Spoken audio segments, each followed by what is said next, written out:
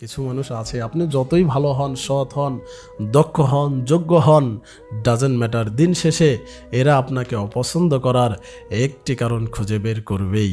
কিছু মানুষ কখনোই আপনাকে আপন করে নেবে না, কিছু মানুষ কখনোই আপনার আপন হবে না। আপনি যতই তাদেরকে আপন করে নেওয়ার চেষ্টা করেন না কেন, আপনি যতই তাদের আপন হওয়ার চেষ্টা করেন, যতই আপনি তাদেরকে আপন ভাবেন, এরা দিন শেষে আপনাকে দূরে ঠেলে দিবেই। আয়না ভাই যতই দামি হোক না কেন, যার চোখ নাই, যে অন্ধ, তার কাছে আয়নার কোনো গুরুত্ব নাই। যার মাথায় চুল নাই, সে চিরুনির গুরুত্ব কখনোই বুঝবে না।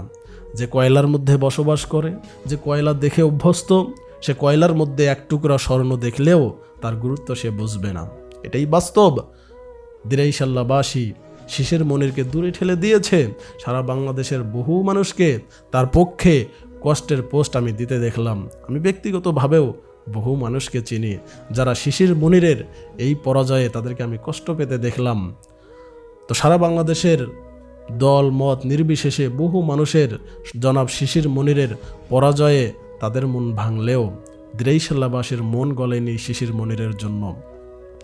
তো জনাব শিশির মনির প্রিয় ভাই, এই পরাজয়ে যদিও আপনি হেসে হেসে কথা বলেন, কষ্ট তো অবশ্যই মনের মধ্যে আছে, তো আপনি কষ্ট পাবেন না ইনশাআল্লাহ।